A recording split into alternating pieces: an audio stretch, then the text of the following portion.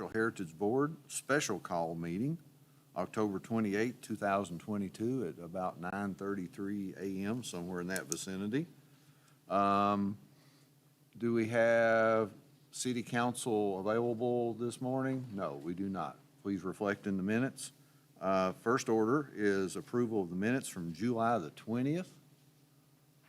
So moved. I have a motion from Ms. Boatright. Do I have a second? I'll second. Mr. Bowling? We have a second.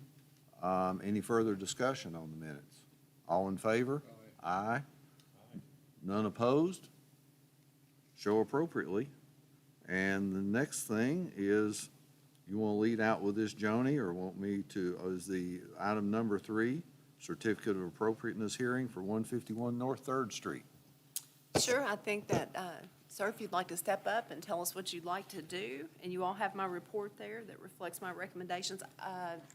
Do they? We're going to get you a microphone, or you can have mine. The chair recognizes Dr. Charles Boyd. Everybody's dentist. Everybody's done.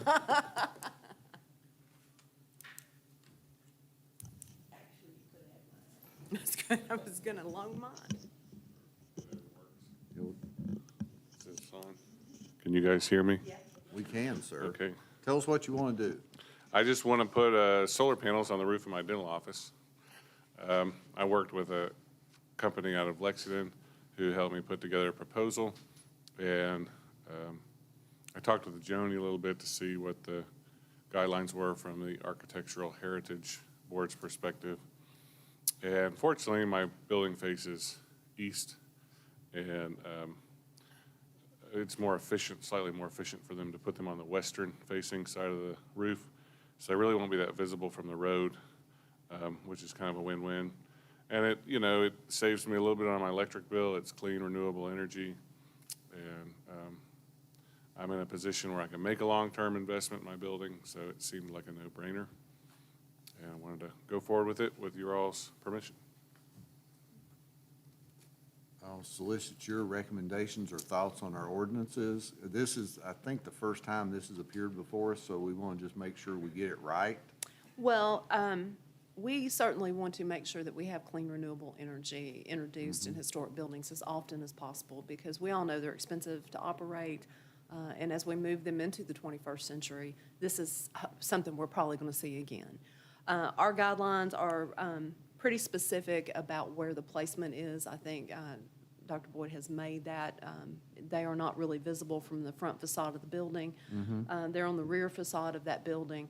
It does not damage any historic material. And his building right now is a non-contributing building because it was built from the PVA in 1975, so it hadn't hit that 50-year benchmark. It's probably our newest old building in the district. or Well, close to and it. as I was telling him, in a couple years, that will become a contributing building to the district, which will open him up for some advantages for tax credits and things of that nature.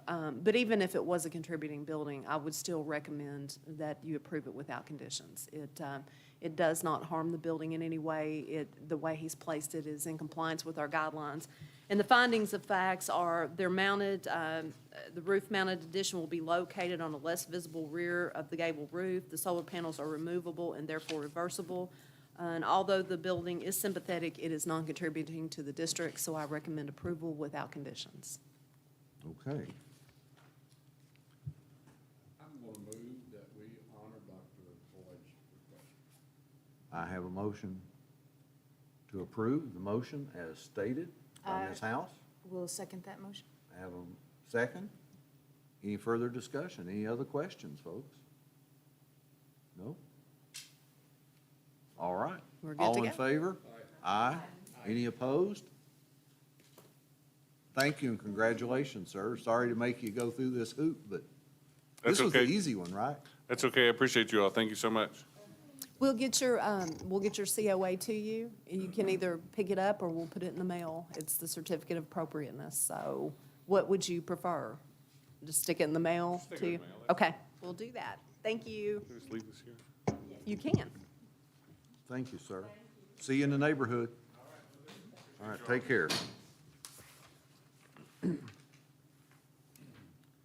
And Joni, if you'd like to present us with item number 4. Sure. We received, it should be in your packet, we received a request from Carmel and Rick Mazurek to consider 637 North 3rd Street as a standalone landmark to be added under the protection of the CLG.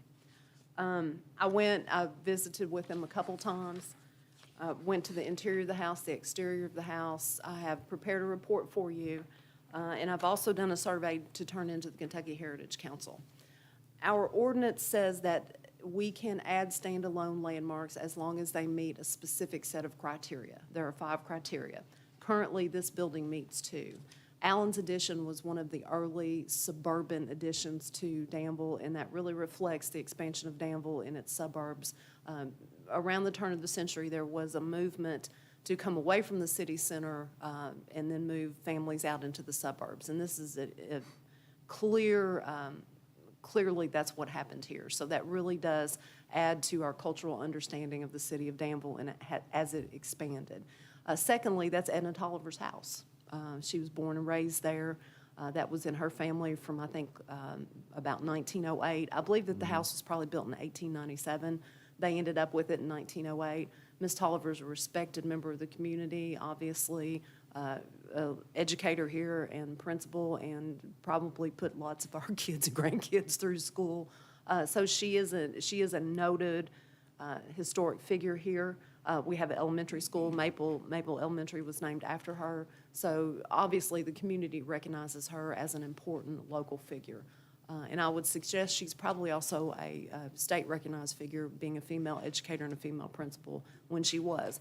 So the house clearly meets 2 of the criteria for standalone landmark. We are only required 1 of those Okay, criteria, but we have 2 of those. So what you all would need to do, if you have no objection to this or have any questions, and you're welcome to ask me anything you want about the house, it really does retain, it has vinyl siding, however, it still retains all of its ability to kind of convey itself in time and space. I mean, vinyl siding is not, it's reversible, you can Right, take that off. right. But all of, everything is there, all the windows are intact, it has all the original windows, it has all the original gabling. She's a grand old lady, and it is beautiful inside. The Mazureks have done a wonderful job of taking it back, and she's busily putting Victorian furniture in there as quick as she can find it. So it would be my recommendation that this board approve her request and send to Planning and Zoning and then to the City Commission that this house is worthy of standalone landmark designation within the city of And the Danville. Mazureks are aware of, and I hate to say that the strings that are attached to Yes, something sir. like I met this. with them a couple times and went over everything to make sure that they understood once they did this, that the house would be, under our guidelines. And they're very willing to work with us. That's what they want anyways. They Okay. want to take the house back to its original That's what it appearance. sounded like, I just had to ask that Oh, question absolutely. to No, make you I feel wanted to happy. make sure, the first day I met with her and her husband, I was like, I want you to know the horse you're buying here. This comes along with it. And she kept the guidelines, and she called me back and asked several questions. I went and met with them again. So I think, they clearly understand what is there. And she's looking to make sure that that house doesn't fall into hands 50 years down the road that's going to do something that she doesn't want. So, and this is the way you do that. This is the protection to that. So I would recommend that we say yes and pass this on up to Planning and Zoning for a hearing, and then to City Commission for their hearing. And I'm sorry, I jumped in there with questions. Any other questions, please? John, you look like you have a question. Oh, I'm ready to make a motion real quick. In fact, I'll make the motion. Okay. we have a Second. And we have a second Wait a minute, what motion did you make? to Oh. approve. To approve. Approve staff's recommendation. Have a second to approve staff recommendation. Any further discussion? Call for the question. All in favor? Aye. Any opposed? None opposed. For a There you special go. call meeting, there's all we can discuss officially. So, motion to adjourn. I motion we adjourn. Motion to adjourn. Happy Halloween, everybody. Second. No one opposed to adjourning, so